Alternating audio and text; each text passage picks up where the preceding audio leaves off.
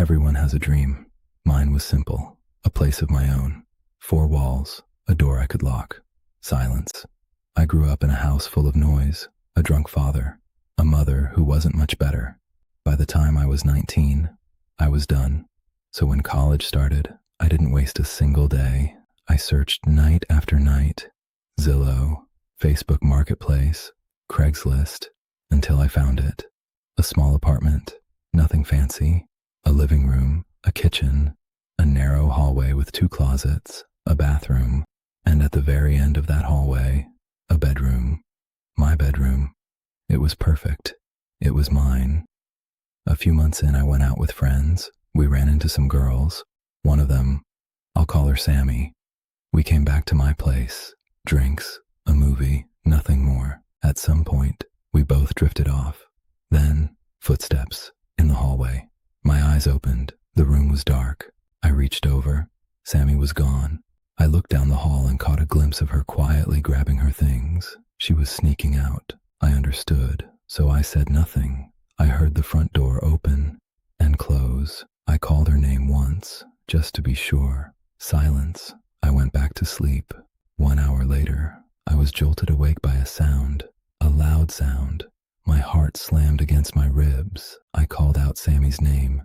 Nothing. I grabbed my phone, typed with shaking fingers. "Are you still in my apartment?"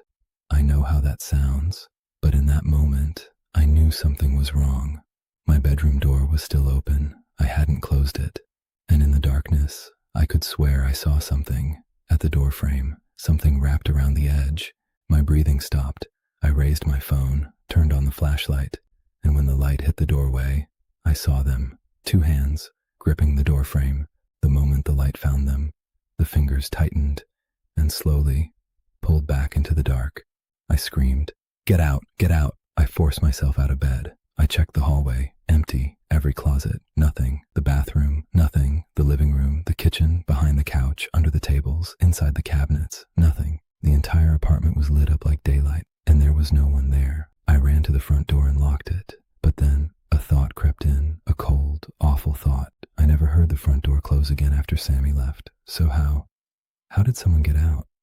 I called Sammy over and over until she picked up. She sounded groggy and confused.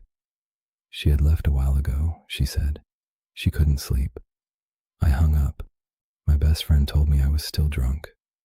A half-awake hallucination, he said. And maybe he was right.